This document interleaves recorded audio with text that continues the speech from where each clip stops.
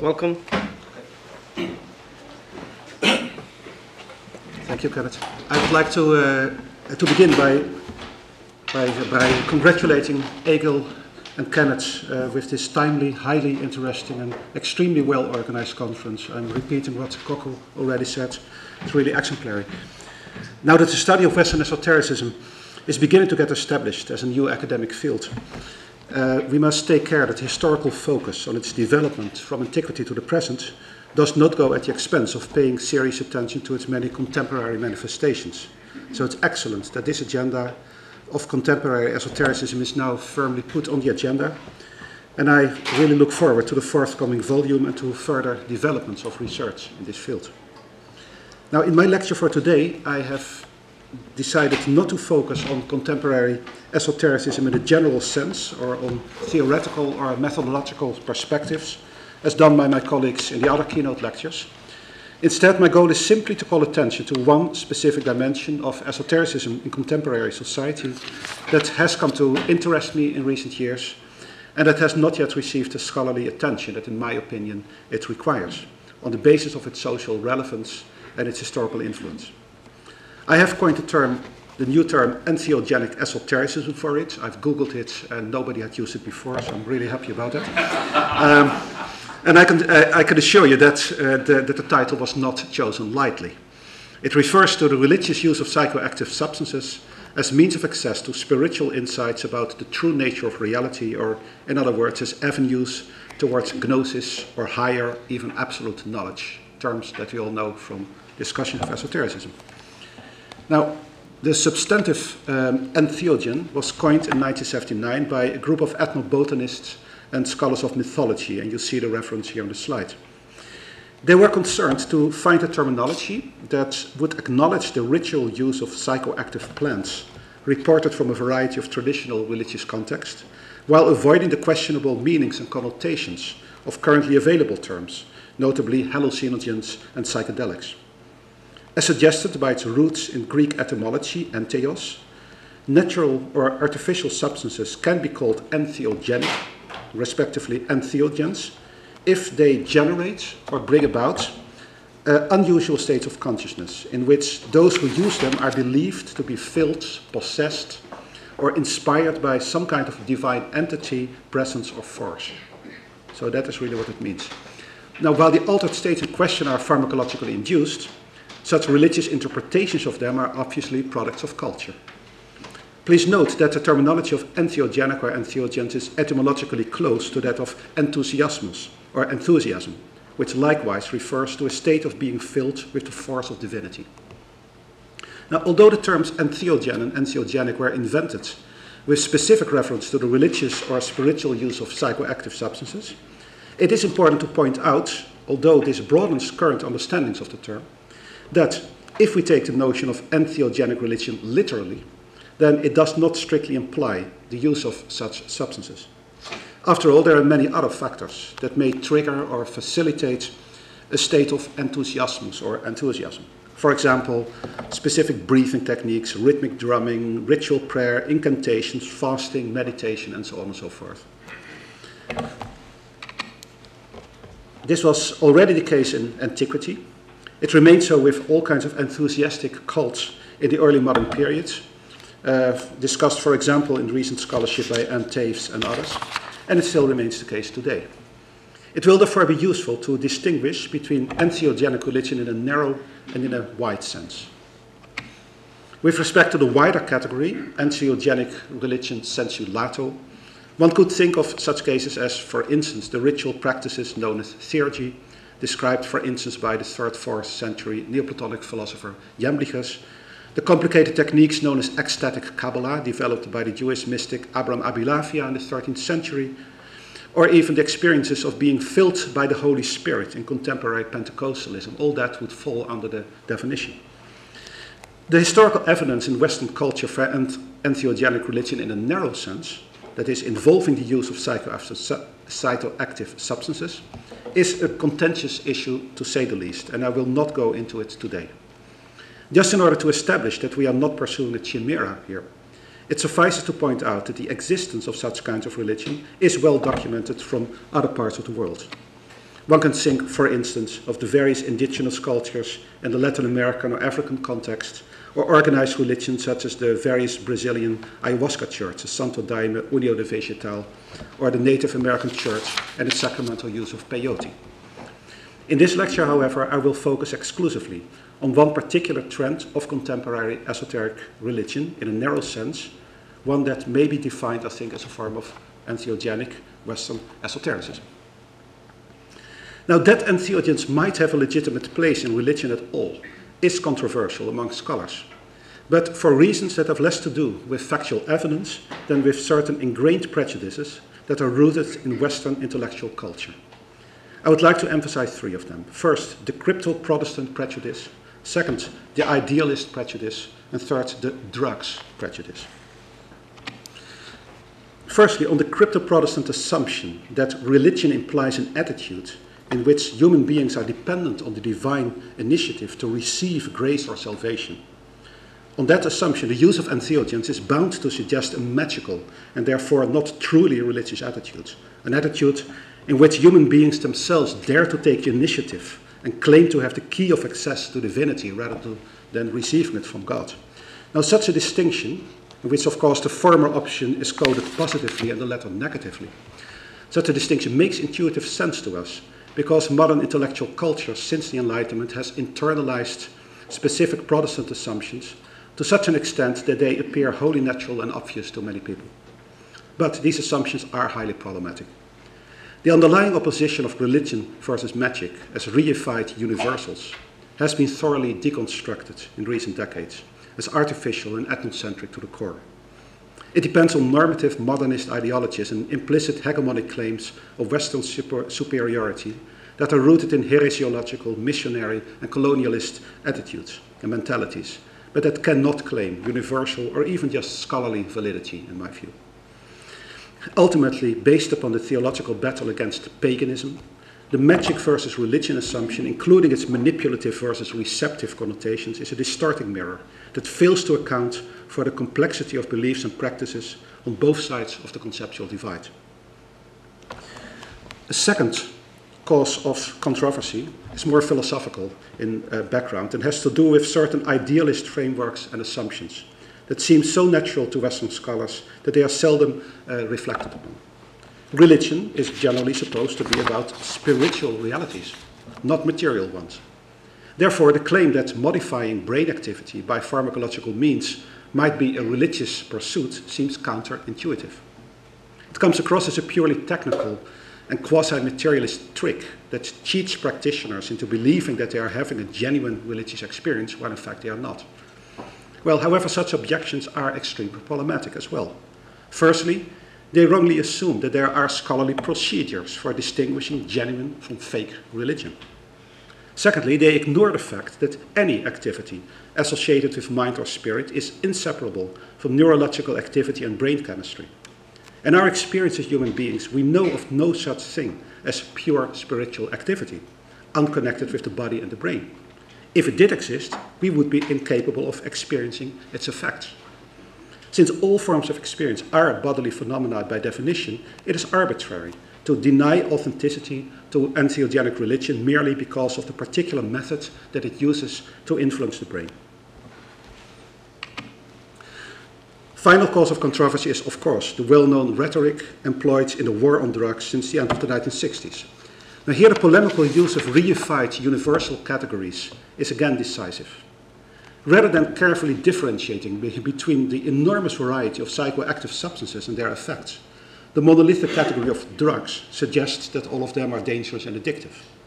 The medical and pharmacological evidence provides no support for that assumption, but politics and media have been singularly successful in promoting the reified drugs category. As a result, the notion that some entheogens might have a normal and legitimate function in some religious context is bound to sound bizarre to the general public. Scholars who insist on differentiating between different types of so-called drugs, pointing out that part of them are harmless, some might even be beneficial, therefore find themselves in a defensive position by default. It's always easy for critics to suggest that their scholarly arguments are just a front for some personal agenda of pro-psychedelic apologetics or propaganda. In short, the very notion of entheogenic religion as a category in scholarly research finds itself at a strategic disadvantage from the outset. It is simply very difficult for us to look at the relevant religious beliefs and practices from a neutral and not non-judgmental point of view. Almost inevitably, they are perceived as pertaining to a negative category of otherness associated with some strange assortment of magical, pagan, superstitious, or irrational beliefs. And as such, we tend to see them automatically as different from genuine or serious forms of religion. The drugs category further causes them to be associated with hedonistic, manipulative, irresponsible, or downright criminal attitudes, so that claims of religious legitimacy are weakened even further. In this lecture, I will nevertheless make an attempt at treating entheogenic esotericism as just another form of contemporary religion that just requires our serious attention. First reason for doing that is strictly empirical. If it is true that entheogenic esotericism happens to exist as a significant development in post-World War religion and in contemporary society, and I think that the evidence for this is irrefutable, then it is simply our business as scholars to investigate it. A second reason is more theoretical in nature. Both the esoteric and the entheogenic dimension of this topic, both of them challenge some of our most deeply ingrained assumptions about religion and rationality. And studying their combination may therefore help us become aware of our blind spots as intellectuals and scholars. Now, the wider context in which contemporary entheogenic esotericism has appeared is usually referred to as the New Age. In my 1996 study, New Age Religion and Western Culture, Esotericism in the Mirror of Secular Thought, I wrote the following lines. One of the most characteristic elements of the counterculture was the widespread use of psychedelic drugs. It has often been noted that most of the new religious movements, which enjoyed their heyday in the wake of the counterculture, late 1960s, early 1970s, strongly discouraged or flatly forbade the use of drugs. Instead, they emphasized meditation and other spiritual techniques as alternative means of expanding consciousness. The same approach has become typical for the New Age movement of the 1980s, which no longer encourages the use of psychedelic drugs as part of its religious practices. I wrote these lines more than 15 years ago, and today I must confess that I find them quite naive. In my book, I analyzed the beliefs and ideas of the New Age on the basis of a representative sample of primary sources, and I found almost no evidence for the relevance of psychedelics. However, I should have been more sensitive to the social and discursive necessity for New Age authors to be discreet or secretive about the role that psychoactives might have played in their life and work, particularly after LSD and other psychedelic substances were criminalized during the second half of the 1960s. A good example is the famous case of Fritjof Capra. His bestseller, The Tao of Physics of 1975, begins with an oft-quoted description of the experience that had set him on the course towards writing his book. Capra described how one late summer afternoon in 1969, he was sitting by the ocean and suddenly became aware of his whole environment as, quote, being engaged in a gigantic cosmic dance. Quote, I saw cascades of energy coming down from outer space, in which particles were created and destroyed in rhythmic pulses. I saw the atoms of the elements and those of my body participating in this cosmic dance of energy. I felt its rhythm and I heard its sound. And at that moment I knew that this was the dance of Shiva, the lord of dancers worshipped by the Hindus. End quote. Now, Capra may have found it preferable to have his readers assume that his experience happened to him just like that. But the description is of such a nature that, especially coming from the pen of a typical representative of the hippie generation, we may safely assume that it probably occurred under the influence of LSD or some other psychedelic substance, and probably at the borders of Esalen. The experience revealed to Capra that the spirit and matter were not radically separate, and eventually led him to explore the parallels and mutual interpenetration of modern physics and Eastern mysticism. In going through my samples of New Age sources during the early 1990s, I came across countless other descriptions of impressive, even spectacular mystical or visionary experiences. Many authors described them as crucial turning points in their spiritual development, and they emphasized, like Capra, that these experiences had provided them with essential knowledge about the true nature of reality, higher knowledge. The case of Jane Roberts, author of the best-selling Set books, and arguably the most influential source of classical New Age metaphysics may be used here as one more representative example. According to her own account, published in 1970, her first exposure to spiritual reality occurred out of the blue on the afternoon of September 9, 1963, when she was just quietly sitting at the dinner table. Now here's what she writes. Between one normal minute and the next, a fantastic avalanche of radical new ideas burst into my head with tremendous force, as if my skull were some sort of receiving station, turned up to unbearable volume. Not only ideas came through this channel, but sensations intensified and pulsating. It was as if the physical world were suddenly tissue paper thin, hiding infinite dimensions of reality, and I was suddenly flung through the tissue paper with a huge ripping sound. My body sat at the table, my hands furiously scribbling down the words and ideas that flashed through my head. Yet I seemed to be somewhere else at the same time, traveling through things. I went plummeting through a leaf to find the whole universe open up and then out again, drawn into new perspectives. I felt as if knowledge was being implanted in the very cells of my body so that I couldn't forget it, a gut knowing, a biological spirituality. It was feeling and knowing rather than intellectual knowledge. When I came to, I found myself scrawling what was obviously meant as the title of that odd batch of notes, The Physical Universe as Idea Construction. Later, the set material would develop those ideas, but I didn't know that at the time. Now, everything in this description suggests a psychedelic experience, yet nowhere in her published writings does Jane Roberts mention any instances of experimentation with LSD, mescaline, DMT, or other substances that were available and widely publicized at the time. Now, the cases of Capra and Roberts confront us in a quite specific way with the issue of secrecy and discretion. It would be naive, in my opinion, to simply believe the authors of influential New Age publications at their word when they write that such experiences happen to them just like that, especially after the start of criminalization. It is obvious that neither they nor their publishers, and don't forget the publishers, had anything to gain from being explicit about the role that psychoactives may have played in their life or their spiritual development.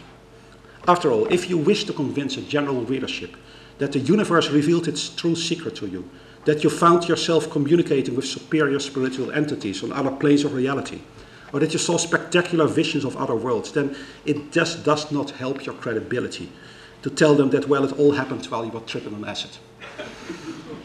Nevertheless, most scholars of New Age, with the notable exception of Christopher Partridge, to whom I will return, seem to have made exactly that the same naive assumption that I was making in 1996. J. Gordon Melton's New Age Encyclopedia from 1990, Christopher Bochingham's 700-page monograph of the New Age of 1994 made no reference at all to drugs or psychedelics. Paul Healy's study of 1996 mentioned them only in passing. They are entirely absent from Darren Kemp and James R. Lewis's recent multi-author Handbook of the New Age, 2007.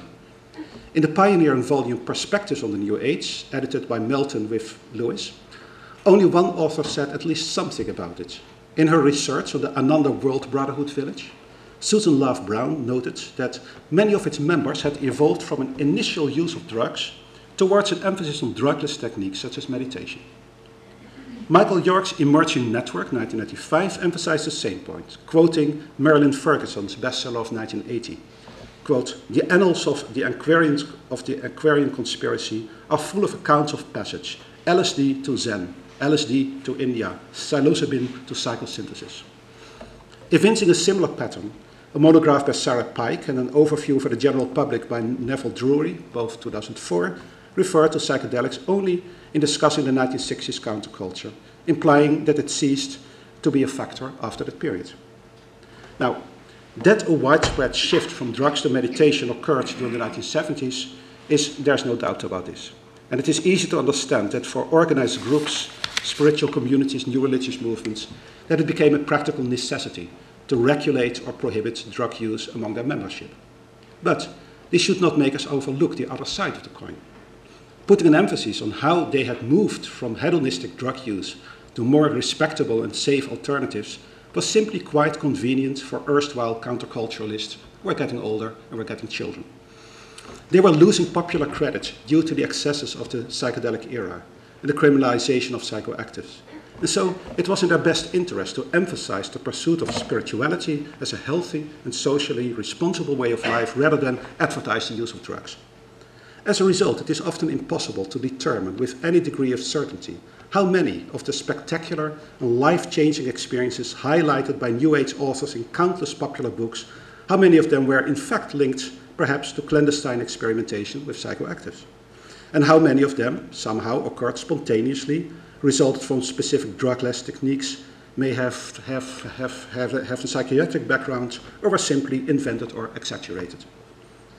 I certainly do not want to suggest for a moment that drugs were behind all these experiences, far from it. But in a society where psychoactives were the talk of the town and widely available, it simply stretches credulity to assume that the entire 1960s generation that created the foundations of New Age religion would suddenly have become so obedient to authority as to have stopped using them privately as a means to explore spiritual realities. It's more reasonable, I think, to assume that while many replaced drugs by meditation, others continued using psychoactives but just stopped talking about it. In short, my suggestion is that after its sensational and exhibitionistic public phase during the 1960s, the use of psychedelics in a spiritual context evolved after 1970 into a private and discreet individualistic practice, but one that may have been an important factor, next to others, because of the types of religious experiences and visions that it produced and facilitated, and it may have been one important factor for New Age worldviews that are promoted on the mass basis. All of this makes the topic esoteric or occult in the specific dictionary sense of secrecy and concealment, but not in the sense of referring to the well-known discursive practice of secrecy as skilled revelation of skilled concealment. That means practice where secrets are forms of social capital that impart power to those who are in a position to hide or reveal them. Instead, we are dealing with practices of secrecy and concealment, born simply out of social and legal necessity. Now, the obvious difficulties of finding hard data under such conditions are not a sufficient reason to ignore this dimension of New Age, for at least two reasons. First, simply by being more attentive to it, evidence relevant to entheogenic esotericism may be noted and recognized that would otherwise be overlooked. Authors and practitioners do make references to it, but often just in passing and by means of coded language. For example, they speak of power plants or psychotechnologies rather than of drugs or psychedelics. Second, even in cases where we find no strict empirical proof of entheogenic esotericism, it may still be the most plausible explanation in specific cases, such as those discussed above. The assumption that spectacular experiences, as reported by Capra and Roberts, always happened just like that, sitting at that beach, sitting at the kitchen table, suddenly being overwhelmed by it, that assumption is not inherently more convincing than the hypothesis that they may have been induced by the use of substances that are known from clinical research to have exactly these kinds of effects. Now, the only scholar who has given systematic attention to the role of entheogens in what he calls contemporary occulture, at least one of the few, is Christopher Partridge, present here. In a very well-documented overview, he distinguished between three phases in the modern spiritual psychedelic revolution. First, from Albert Hofmann's discovery of LSD in 1938 to the end of the 1950s with Aldous Huxley as the central figure. Secondly, the psychedelic era from the 1960s to 1976 with Timothy Leary at the center. And three, the development of rave culture since the mid-1980s. Partridge's book was published in 2005, and he sketched the emergence of what looked like a fourth phase, dominated by cyberculture as well. Now, such a periodization makes perfect sense to me, but for my present concerns, I will be emphasizing an element of continuity from the 1960s to the present, with roots in the 1950s, by focusing on a specific current or subculture that is usually discussed in terms of neo-shamanism. It is in this context that we find the clearest examples of what I propose to call entheogenic esotericism. Now, neo-shamanism has attracted much attention from scholars in recent years. But even in some of the best research, we find, once again, strange blind spots that have more to do with the intellectual preoccupations of academics than with the subjects that they are studying. The evidence shows, beyond a shred of doubt, I think, that what is now known as neo-shamanism emerged during the 1960s as a movement dominated by enthusiasm for natural psychoactives, peyote, ayahuasca, psilocybin mushrooms, and various other less-known species. And yet, many scholars of neo-shamanism seem almost blind to the evidence in that regard. For example, all specialists of neo-shamanism acknowledge the books by Carlos Castaneda as a major catalyst, but to an amazing extent, they seem to overlook the fact that his spectacular shamanic experiences were described in explicit detail as being induced by psychoactive power plants. No general reader of Castaneda misses that fact, and it accounts in no small measure for his best-selling success, so how could it have escaped the academics? Similarly, the anthropologist Michael Harner is rightly highlighted as seminal to the development of neo-shamanism since the 1970s, but again, the fact that he was initiated into shamanism by drinking ayahuasca in the Ecuadorian Amazon forest and discussed it as inseparable from hallucinogens in all his earlier work is treated as irrelevant or marginal at best, or simply not mentioned at all. The basic flaw in these analyses of neo-shamanism is that they equate the legally enforced turn away from public entheogenic practice with a freely developed preference for drugless techniques. Or in other words, they tend to ignore the political and legal context. For example, in a very valuable, otherwise really very valuable modern study of neo-shamanism, Andrzej Znamensky writes that Harner, quote, purposely moved away from replicating hallucinogenic experiences in Western settings, searching instead for alternatives by experimenting with drugless techniques from native North American, Siberian, and Sami traditions. Strictly speaking, these statements are correct. And yet they are subtly misleading, because they fail to mention the most decisive factor, the simple fact that after 1970, Harner had no other choice if he wanted to organize anything public and stay out of jail. In a very similar way, the closely related movement of transpersonal psychology pioneered by Stanislav Grof was forced to abandon the use of LSD and developed holotropic breathing as a legal alternative. In both cases, there's no reason to doubt that worship leaders would have continued using psychedelics, albeit perhaps more cautiously and with more safeguards than during the wild 1960s, if only the law had allowed it. For these reasons, applying the post-1970 model of Harnerian core shamanism as a model for describing the nature of neo-shamanism as an historical phenomenon is, in my view, anachronistic and misleading. It reduces the phenomenon to only its sanitized and politically correct dimension intended for the general public. Similarly, it is misleading, I think, to interpret neo-shamanism primarily in terms of the literary and popular reception of Siberian and Native American spirituality, as done by several major specialists on the topic. This sophisticated ethic focus may be congenial to academic interest, and it is certainly fascinating in itself, but it is also quite remote from the emic concerns of practitioners on the ground. In short, neo-shamanism should be seen, I think, first of all, as a form of modern entheogenic religion. Having been born from experimentation with natural psychoactives, it appears to have branched off into two directions after 1970. A safe, legal, and therefore publicly visible ritual and psychotherapeutic practice, entheogenic in a wider sense, and a clandestine underground culture that continued to work with psychoactives. The main outlines of the pre-prohibition periods are reasonably clear and well known. The most crucial pioneer was the investment banker R. Gurdon Wasson, who developed a fascination with the cultural significance of mushrooms since 1927. Originally, this project had nothing to do with what we now call magic mushrooms. But in the summer of 1955, Wasson participated in mushroom ceremonies with Mexican Mazatec shamaness, Maria Sabina. 2 years later, in 1957, a lavishly illustrated account of these sessions in Life magazine made Wasson and Sabina into instant celebrities. The article in question, Seeking the Magic Mushroom, which is really a kind of founding document for this whole movement, inspired Timothy Leary to follow into Wasson's footsteps and travel to Mexico, where he set up the Harvard psilocybin project. And eventually, in the later 1960s, Maria Sabina's residence in Mexico would be overrun by hippie tourists with some tragical effects on the culture and the personal life of the shamaness herself. A parallel and converging development emerged from William Burroughs' participation in ayahuasca ceremonies in the Amazon forest in 1953, and similar explorations by his friend Allen Ginsberg in 1960, resulting in a classic of the psychedelic counterculture known as the Yage Letters, 1963.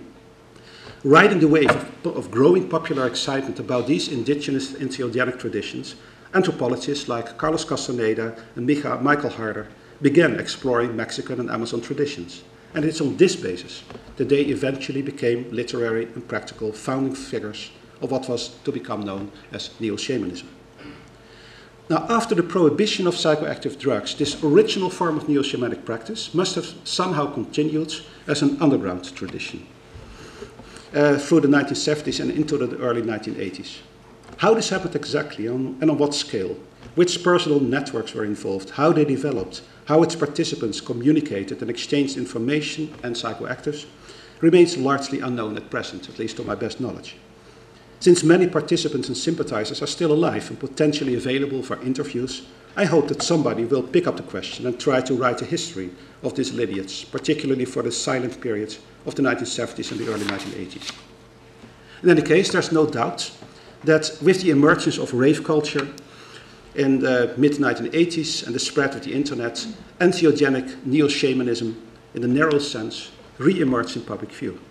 It became accessible and attractive to a new generation, and because the internet makes discussion of potentially illegal substances and practices so much safer and easier, the number of online sources relevant to entheogens and shamanism has exploded exponentially. At present, it is simply overwhelming. In this short programmatic lecture, I cannot do more than try to illustrate the nature of contemporary entheogenic shamanism at the example of just a few representative figures who are clearly meant as the top of the iceberg. Arguably, its central figurehead was the American prophet of an archaic revival, Terence McKenna. Here on the left you see him, by the way, in his early hippie days with a huge butterfly net to catch butterflies in the forest. I mean, I really loved that photo, big beard. In a recent article, and for those of you who are interested, I've given the reference here, I have described how McKenna's intense and entheogenic experiences in the Colombian Amazon forest in 1971, together with his brother Dennis and some friends, how this inspired him to develop a radical spiritual worldview that stands at the very origin of contemporary millenarian fascination with the year 2012. I cannot go into the topic here, but I explain in this article how the widespread belief in a great world-changing event that's expected to happen in a few months' time from now, on December 21st to be precise, it's very close, how all this has very little to do with the Mayan calendar, as everybody thinks, but everything with the McKenna brothers and their entheogenic experiments. This is where it comes from. I see McKenna as a major figure in post-war esotericism, but he's almost never mentioned in that context. There is certainly no doubt that several of his books, published in the early 1990s, have become classics of a new underground scene of entheogenic shamanism, and McKenna himself has attained an iconic status as a public intellectual in that context, not least during a series of audio and video recordings of his lectures that are now easily accessible online. His charismatic status rests on the unique combination of a sharp intellect, a high level of erudition, a delightful self-relativizing sense of humor, he really knows how to make fun of himself, and excellent communication skills. His books are extremely well written, and his unmistakable nasal voice and hypnotic style of delivery has even been sampled in trance music recordings online. All of this in the service of expounding what is definitely one of the weirdest esoteric worldviews that anybody will ever come across. McKenna's mature work is a 1990s upgrade of the radical countercultural ideas of the 1960s and appeals to a new generation that sympathizes with the hippie culture of that period but does not share its anti-technological bias. At the heart of this cultic milieu, we find a profound sense of cultural crisis. Western society, built upon the life-denying and totalitarian dogmatisms of traditional Christianity and materialist science, is seen as spiritually bankrupt and heading for military and ecological disaster. In the deliberate utopian search for how humanity might find a way back to the garden, as he puts it, McKenna is referring first of all to indigenous cultures that are still in touch with nature and with the archaic roots of humanity. But underneath this most immediately obvious emphasis on shamanic cultures, there is an intellectual discourse grounded in assumptions proper to Western esotericism in a more precise sense. While references to it can be found throughout his work, this background is nowhere more explicit than in a series of unpublished lectures on alchemy delivered at the famous Esalen Institute in California around 1990 and available online as an unedited transcript. Now, these lectures show the enormous impact on McKenna's thinking of what I would like to refer to as Eranos religionism. When I use the term religionism, I mean the exploration of historical developments in view of eternal truths and realities that transcend history and change. Characterized by a valuation of myth and symbolism over doctrine and discursive rationality, this inherently paradoxical but intellectually fascinating project was central to the famous Eranos meetings, organized since 1933 in Ascona, Switzerland. Largely due to the financial support of the Bollingen Foundation, it became enormously successful in the United States after World War II. Many of the central scholars associated with Eranos, notably Carl Gustav Jung, Mircea Eliade, Gershom Scholem, D.T. Suzuki, James Hillman, and Joseph Campbell, achieved an iconic status in American popular culture, and their ideas have become essential to post-war understandings of esotericism. On this photo, you see some of these scholars, and including Antoine Fèvre, who's sitting. So this is ContERN, then somebody I don't know, and that's Fèvre, and next to him there's Eliade. It is only since the empirical turn in the study of Western esotericism, since the early 1990s, that the religionist perspective pioneered by Eranos is beginning to be perceived as an object of research rather than an appropriate methodology for research. Now, as a typical baby boomer, Terence McKenna was of course a child of his time, and his understanding of alchemy and hermetism turns out to be a typical example of Eranos religionism, with Jung and Eliade as central figures. From this perspective, McKenna was making a valiant effort at Esalen to introduce his audience to Francis Yates' classic Giordano Bruno and the Hermetic tradition, her ideas about the Rosicrucian Enlightenment, and even a wide collection of original Hermetic and alchemical texts, next to some of his favorite philosophers, Plato, Plotinus, Bruno, Bergson, and Whitehead. During the course of his lectures, McKenna read and discussed long passages from the Corpus Hermeticum, the Asclepius, the Theatrum Chemicum Britannicum. In short, he was giving his audience a crash course in the main currents of early modern esotericism, presented as the epitome of a traditional enchanted worldview radically different from the wasteland of modernity and contemporary society. A good example of how McKenna combined his considerable knowledge of alchemical literature with a delightfully creative form of esoteric hermeneutics is his discussion of Mercury. Here's the passage. So he writes this, of course, a written transcripts of written words. You all know, he says, what mercury looks like. At room temperature, it's a silvery liquid that flows. It's like a mirror. For the alchemists, and this is just a very short exercise in alchemical thinking, for the alchemists, mercury was mind itself, in a sense, and by tracing through the steps by which they reached that conclusion, you can have a taste of what alchemical thinking was all about. Mercury takes the form of its container. If I pour mercury into a cup, it takes the shape of the cup. If I pour it into a test tube, it takes the shape of the test tube. This taking the shape of its container is a quality of mind, and yet here it is present in a flowery, silvery metal. The other thing is, mercury is a reflecting surface. You never see mercury. What you see is the world which surrounds it, which is perfectly reflected in its surface like a moving mirror, you see. And then if you've ever, as a child, I mean, I have no idea how toxic this project is, but I spent a lot of time as a child hounding my grandfather for his hearing aid batteries, which I would then smash with a hammer and get the mercury out and collect it in little bottles and carry it around with me. Well, the wonderful thing about mercury is that when you pour it out on the surface and it beats up, then each bead of mercury becomes a little microcosm of the world. And yet the mercury flows back together into a unity. Well, as a child, I had not yet imbibed the assumptions and the ontology of science. I was functioning as an alchemist. For me, mercury was this fascinating magical substance onto which I could project the contents of my mind. And a child playing with mercury is an alchemist hard at work, no doubt about it. In this passage, it's easy to recognize a whole range of basic esoteric assumptions, central to McKenna's thinking. The interconnectedness of mind and matter, the notion of microcosmos, macrocosmos, the idea of individual beings being ultimately parts of a universal mind, and the idea of the human mind as the mirror of nature in the reverse. Interestingly, he pointed out that as far as he was concerned, the occultist currents of the 19th century, and since the 19th century, were of little interest, since they had already been infected by modernizing and secularizing trends. McKenna was pointing towards pre-Enlightenment Hermeticism, flourishing, as he emphasized, first in late antiquity and then in the Renaissance, both periods of crisis similar to our own. It is here, antiquity and the Renaissance, that he found models of a magical and enchanted world revival that was still in touch with the symbolic and mythopoeic thinking in analogies and correspondences proper to archaic cultures. As I've explained elsewhere, it was indeed precisely from such a perspective that the counterculture, but I have to be careful, for our Christian career has been telling me that the term counterculture should be used more precisely than I'm using it, excuse me, but that the counterculture was reading Francis Yates' narrative of the Hermetic tradition, well, exactly in this way. Authors like McKenna perceived it as a tradition dominated by magic, personal religious experience, and the powers of the imagination. That was the Hermetic tradition for them. It promoted a world-affirming mysticism, consonant with an enchanted and holistic science that looked at nature as a living organic whole, permeated by invisible forces and energies.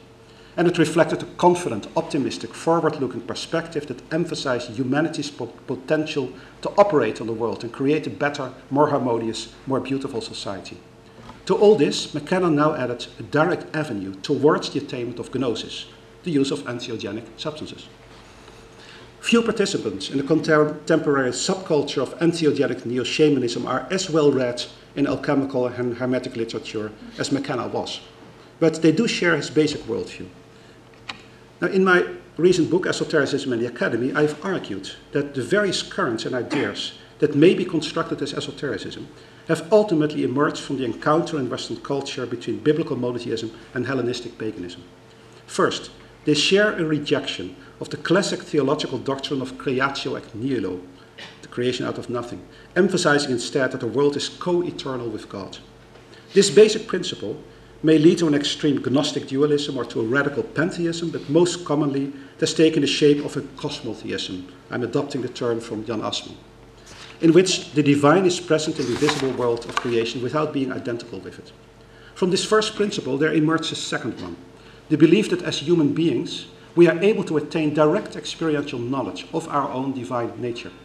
We are not dependent on God revealing himself to us, as in classic monotheism, where the creature is dependent on the creator's initiative. Our capacity for knowledge is not limited to the bodily senses and natural reason either, as in science and rational philosophy, but the very nature of our souls allows us direct access to the supreme eternal substance of being. Such direct experiential knowledge, or gnosis, is believed to be attained through ecstatic states of mind known as enthusiasm. This point was emphasized already during the early modern period. Seen from this perspective, contemporary neo-shamanism, as represented by a central author like McKenna, is indeed a typical form of esotericism. McKenna's archaic revival referred very explicitly to the hope for a revival of cosmotheism against the worldview of classic monotheism and rationalist science, and of course he highlighted entheogenic substances as providing a direct doorway to gnosis. My point is that this makes him into a typical representative of the most basic worldviews of Western esotericism as regards both the ontological and the epistemological dimension. And McKenna died of brain cancer in 2000, and I always wonder whether this might have something to do, that's a serious point, with his experimentation with mercury as a child, because it is very, very poisonous. But he remains alive on the internet. His most prominent successor in recent years is another American, Daniel Pinchbeck, who has inherited a somewhat similar neo-shamanic worldview, including a millenarian focus in 2012. They represent two different generations, but they have much in common. McKenna often contrasts his mature worldview against the intellectual despair, as he calls it, of post-war existentialism. It's dominant during his childhood. It's a short quotation. He says, "I grew up reading those people." This is again from the lectures on alchemy. "I grew up reading those people, the existentialists, and it made my adolescence much harder than it needed to be. I mean, my God, there wasn't a iota of hope to be found anywhere." That's why, for me, psychedelics broke over that intellectual world like a tidal wave of revelation. I quoted to you last night Jean-Paul Sartre's statement that nature is mute. Now I see this as an obscenity almost, an intellectual crime against reason and intuition. It's the absolute antithesis of the logos. Pinchbeck, for his part, actually converted from existentialist despair to entheogenic esotericism. The typical case of a jaded Manhattan journalist, as he calls it. He had fallen into a deep spiritual crisis. I quote, "Wandering the streets of the East Village, I spent so much time contemplating the meaninglessness of existence that I sometimes felt like a ghost. Perhaps I'm already dead, I thought to myself." He experimented with psychedelics, but without much result, until he made a radical step of traveling to the African country Gabon to participate in a healing ritual with the Bwiti people, who used a famous psychoactive substance known as iboga. This was the beginning of what he describes in a fascinating conversion narrative of his book Breaking Open the Head, 2002, as an initiation into shamanism that cured him of existential ennui and despair, precisely like McKenna. Pinchbeck now stands at the center of a new movement that has been referred to by various terms, including cyber-spirituality, techno-shamanism, or New Age. As explained by Douine Zandbergen in a recent analysis, the rise and popularization of digital technologies such as virtual reality and the internet in the 1990s was accompanied by the hopeful expectation of spiritual seekers that these would make permanently available the utopian worlds and the altered states of consciousness sought after by previous generations of hippies. Because of the supposed inherent disembodied nature of cyberspace, some scholars argued in the 1990s that cyberspace had become the platonic new home for the mind and the heart, a new Jerusalem or a paradise. In the decades after 9/11 and looking forward to 2012, the high-tech hippie utopianism of this New Age movement, not just an online community but also in very popular annual festivals such as Burning Man, you see it here in Nevada's Black Rock Desert, this movement has taken on progressively darker and apocalyptic shades. In its stronger versions, it takes the shape of a modern form of dualistic Gnosticism. Global capitalist consumer society is perceived from this perspective as a huge impersonal demonic system of dominance and control, with politicians and the media hypnotizing the population into tacit submission and enslavement to the matrix. In that context, Native American cultures and their shamanic spirituality are seen as preservers of a traditional wisdom that Western society has tragically lost. They belong to the forces of light, set against the demonic powers of darkness that seek to enslave and dominate the planet. Entheogenic sacraments are credited with the capacity of breaking mainstream society's spell of mental domination and restoring us from blind and passive consumers unconsciously manipulated by the system of the matrix to our original state of free and autonomous spiritual beings. Quite like Morpheus' blue pill in the Matrix, I suppose all of you have seen the movie, they are believed to open participants' eyes, causing them to wake up to the true nature of the collective deception passed over as reality, the world that has been pulled over your eyes to blind you from the truth, as formulated by Morpheus in the Matrix. Simultaneously, these entheogenic sacraments introduce participants to a wider, meaningful universe of spiritual truth, love, and light.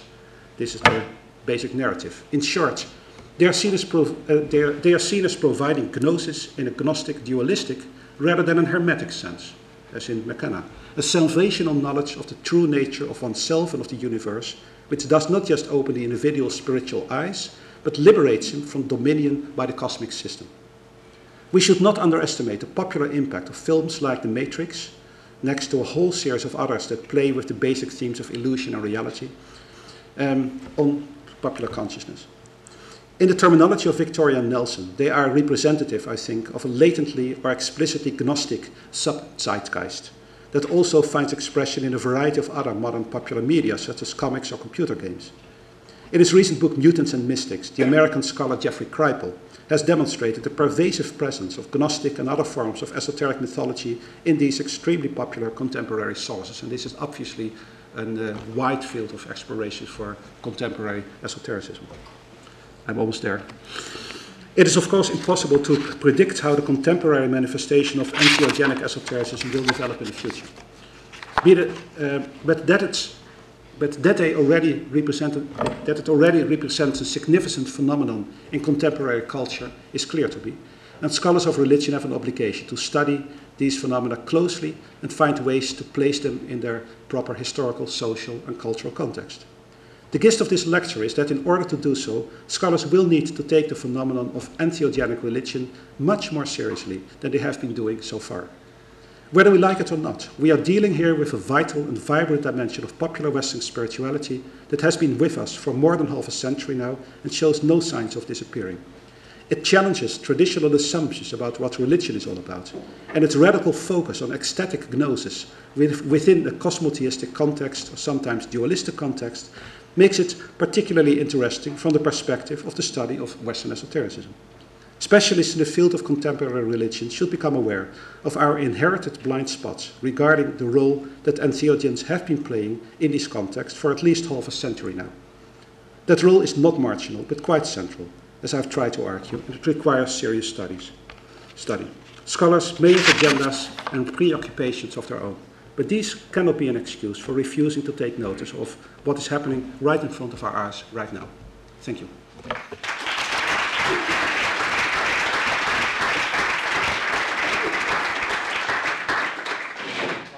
Thank you so much, Wouter, for this very clear call for further research to not neglect the part of esotericism. We can now open up for questions, and I will be taking down people, so I have already 3. Marco first.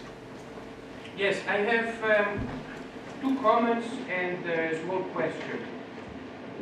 Now, concerning the prejudices which would have hindered the correct appreciation of entheogenic esotericism, and more specifically about the first one, the crypto-Protestant prejudice, I think in fact this is the prejudice of mainstream Christianity in general. I don't think this is specifically Protestant, in the sense that Catholic theology would have exactly the same problem on a very basic level about this, which is why, by the way, Catholic theology has its own kind of anti-magical quality, and this is not an exclusivity of Protestant theology.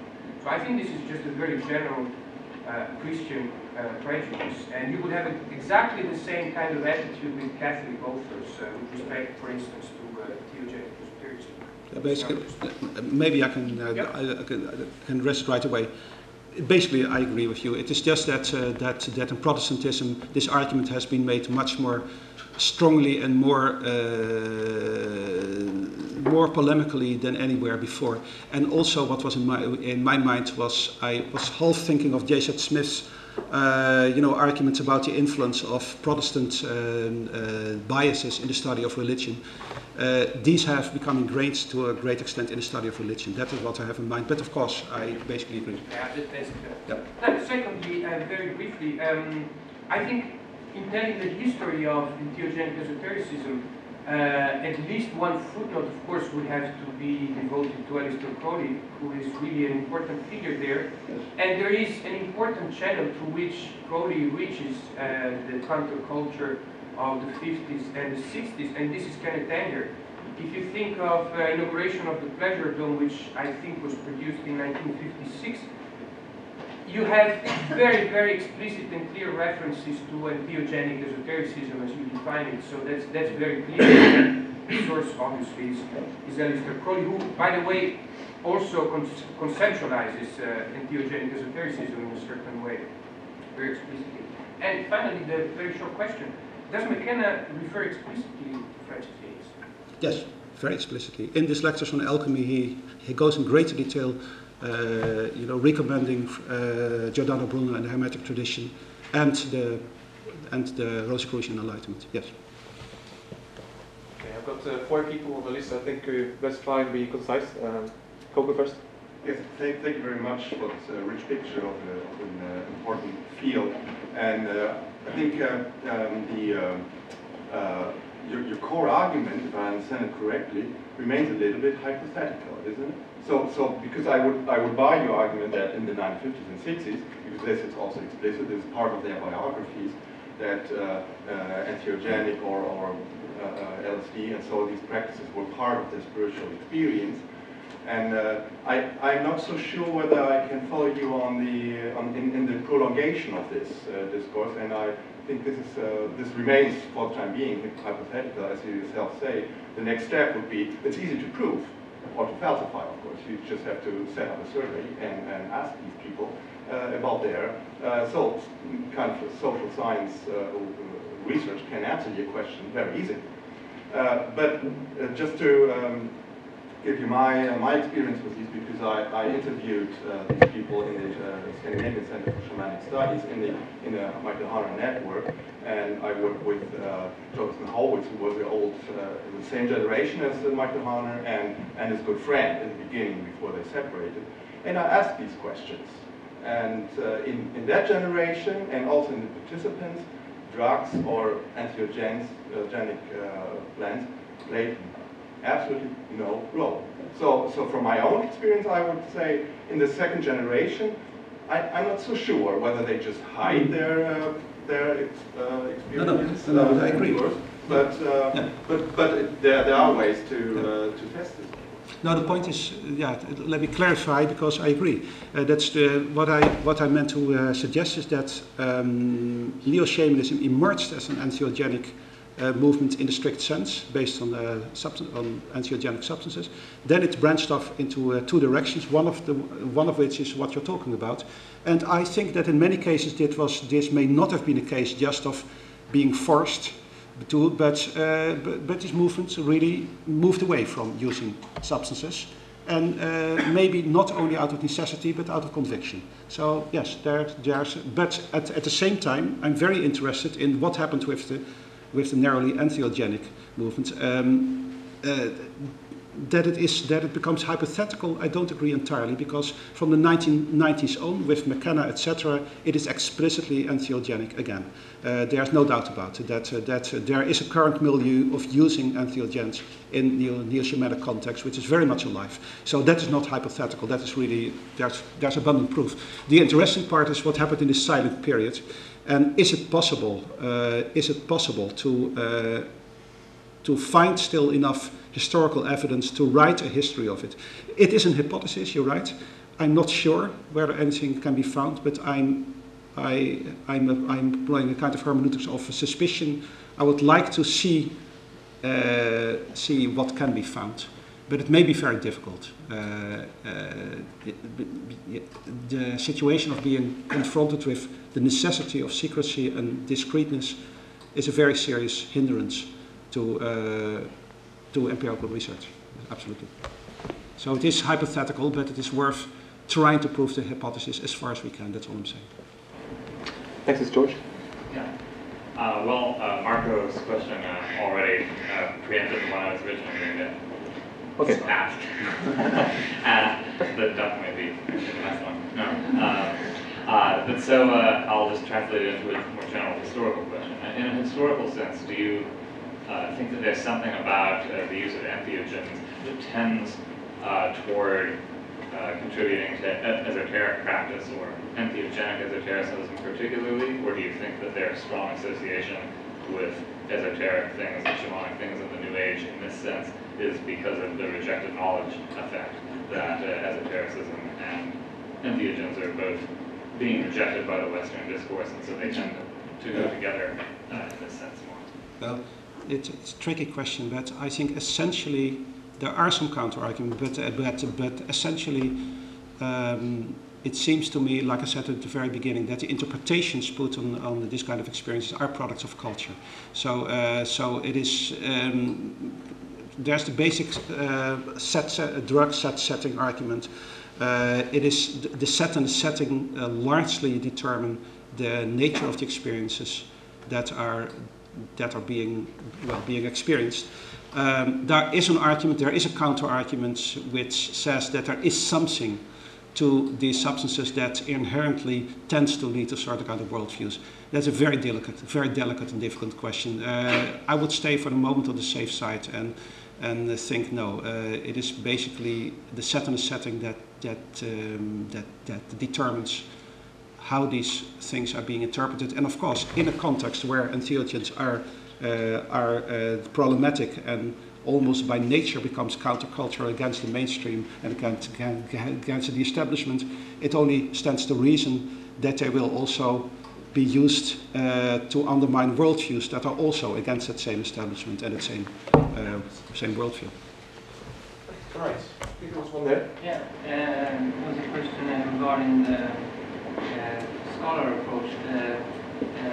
It seems that, like you said, that it could be a reason that it's illegal, that it's not, that scholars don't take it seriously, because it's illegal. Is it something like this? No, I don't. Well, my point was anyway that the scholars on entheogens, the only way to really study them is to take them, right? I mean, you can read about it, but it's a different matter if you take them. Oh, that's it. Yeah. So, have you any in your research, are the scholars who actually participate in the shamanic entheogenic research, or do they just read about it? Well, I mean, it's the basic question of anthropological research, the use of fieldwork and participant research. I think personally that if you study any kind of religion, I mean, the choices somebody makes, it's a personal choice how far somebody wants to go. But I think we have to study religion by any tools and any means that are available to us. And if you are comfortable with trying it in order to do research, I would see no reason not to do it. But that's a personal choice that people make. But I think that any method, any tool, anything that you can use to understand the phenomena better that you're studying, you should try to use. Okay, then Jesper can do his last one. It's really short. Thank you. Very short. It's more of a comment along the lines of Marco. I think that a solution to the silent period would actually be to examine the reception of borrows, perhaps by looking at Robert Anton Wilson or by looking at many of the neo-Thelemic groups. Wasserman just published his In the Center of the Fire, which is a drug-filled account of Thelemic organization and dispute. And there's a lot of drugs there and a lot of religion there, so perhaps that would solve the silent period.